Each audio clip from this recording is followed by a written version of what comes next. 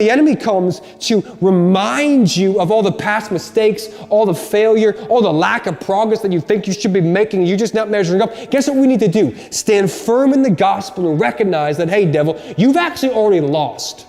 Right? I get to remind you of your future. Jesus wins, your end is written, and hey, the cross has disarmed you, has humiliated you, and has triumphed over you, and that is who we are in Jesus. So there's deceptions of the mind, but then there's or in the heart, but then there's also deceptions of what we might call the body, how we live out. Deceptions like sexual liberation, deceptions like how we use our money, that money's all we need, and ultimately it leads to this place of number 2, distraction.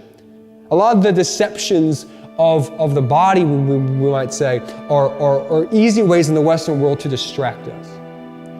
So here's the thing. If the enemy, doesn't need to destroy my life significantly if he can just get me to waste it in nothing pursuits. And in the pursuits of what we might call today comfort. Like I need you to think about that for a second. Right? Like we idolize, especially in the Western church, the comfort, the ease.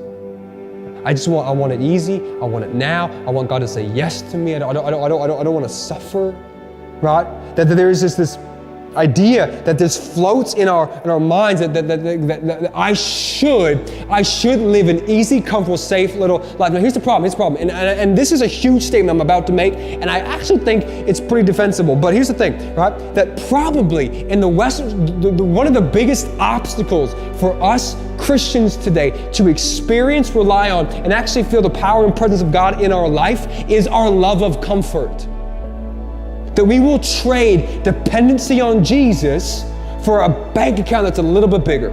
That we will trade certain things in, that we will give our life on altars to Netflix, to social media, to shopping, to the hustle, to the whatever, instead of being on mission for Jesus. And why would the enemy, why would he do any more work than that to keep the church impotent and our distraction instead of having to, why? He doesn't need to destroy us.